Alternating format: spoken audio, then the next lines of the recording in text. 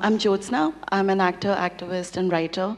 And I started the project Anti-Caste Love last year. And I think it's only now that we're getting a very good response. The idea was to build a dialogue and to also open up debates around romance and intersections with caste, class, race, and in South Asia, and also looking at India specifically. What I also do is through my writings talk about caste and gender, really grounding them at the center of feminist debate and anti-caste debate. I think, yeah, that's where I look at myself. Jyotsna, you work on caste as well. So these hierarchies of oppression that we have, whether it's gender, it's sexuality, it's religion, so we have multiple layers of it. What do they do to the movement in the sense, if we define them, if we have a Dalit feminism, which is separate from, say, the Savarna feminism, or a different kind, if we have the labels which are different, are we taking away from the movement? Thank you for the question. And I think I recently wrote a piece on Me Too movement and basically talking about that how Me Too movement is a deja vu moment for Dalit women, because Dalit women have been talking about Me Too from the time immemorial, they fight with patriarchy head on, they beat up their abusers, they really question the system in their face rather than waiting for the system to show up, because they know that the system will not be with them when they need it. So I think what I also kind of wrote about is that the feminist movement actually has a lot to learn from Dalit women and Dalit women's movement, because it's been there it's been there in front of our eyes all along. So it's not something that is to arrive or it would come. It's already there. I think we need to kind of draw strength and resilience from the Dalit women movement and give that flesh to feminist movement today. So what I think it also does is that I don't think it takes away. I think it brings in, it's a moment where there is a lot of solidarities that can be built, a lot of allies that can be brought together, and I think we should see this as a moment for us to come together after recognizing that we have differences. We're not coming from the same point. We have differences, acknowledging that, acknowledging our privileges, acknowledging our entitlements, and then from there coming together and contributing to the movement. Yeah. I think also because, a lot of us mostly, I think a lot of conversations around are mostly stuck in binaries. So we are basically, for everything, there's either a black or a white. We are completely missing out on the grays. Okay, Jyotsna, I'm going to take it, I'm going to start with you, but I want all of you to sort of answer the question. During the Me Too movement, I'm sure a lot of us were struggling with the stance we wanted to take. I had a conversation with a queer friend who told me that she doesn't sort of relate to the movement because naming and shaming someone is not part of the movement. It's not a tool that the queer movement would use, because whether they are victims of harassment or not, because they live with the fear of being named and shamed every day. So Jyotsna, wanted to understand, did you think you belonged to the movement? In a way, I felt that, of course, if I look at my politics of feminism and anti-caste, I did belong to the movement, but it was hard for me to place myself within the debate and within a lot of online discussions that were happening, primarily because even though I think as a strategy, it was extremely bold and courageous, I found it that it wasn't a strategy I would probably use because, like you said, naming and shaming is a problem. Um, and I also do see dangers of creating that kind of culture where anybody and everybody puts a list and it goes out there. And then what is wrong with kangaroo courts that we have? You know, we don't need judiciary, we don't need systems. And there has been critique of due process, all of that I acknowledge. I do feel that, you know, living in times, especially talking about Dalit communities, which did not have platforms to raise issues. I think judicial process or legal process somewhere give them an opportunity to you know, bring their issues to a rather anonymous platform where they can at least, you know, highlight or raise their issues. If that system doesn't exist, then I don't know where one could kind of, you know, go and voice their opinion. That's one.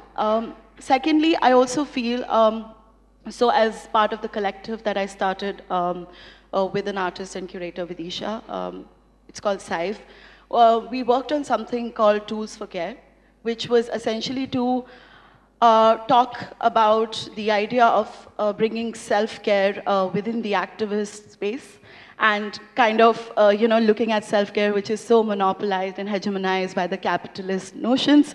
But I feel that we as activists, as cyborgs, need to take care of ourselves so that we build resilience and we continue to do what we're doing and do that better.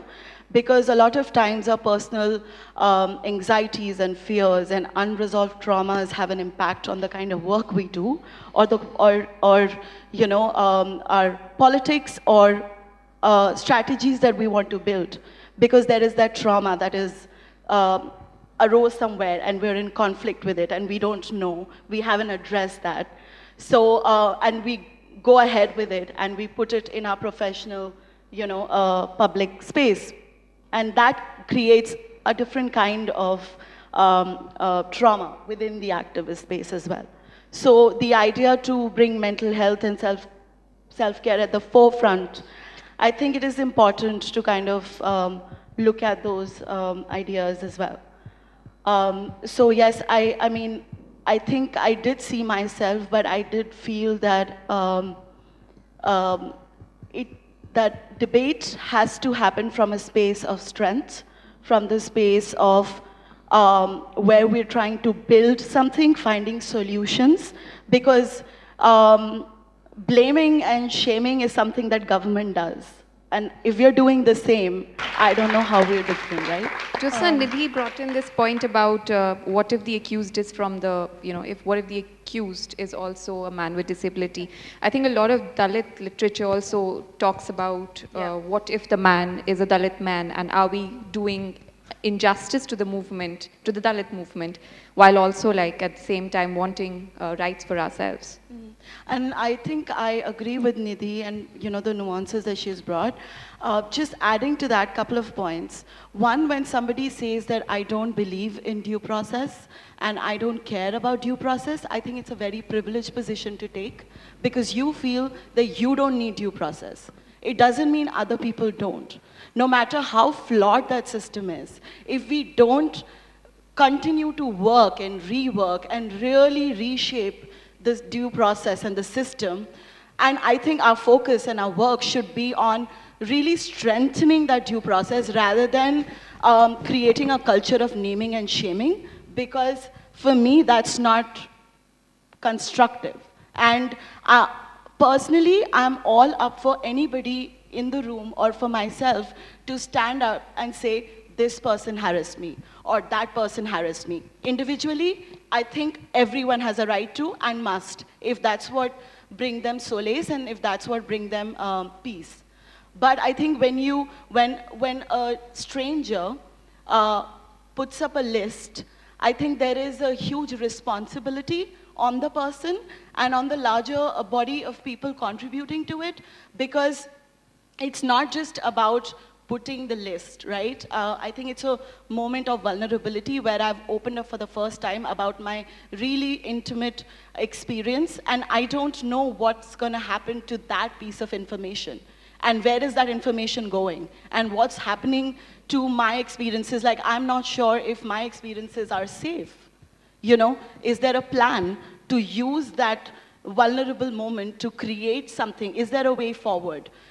So I think for me, due process, because if we also say that we don't believe in due process, are we saying we don't believe in constitution? Are we saying we don't believe in rights? Are we saying we don't believe in fundamental duties? What are we saying? And what other alternative do we have if we remove the due process?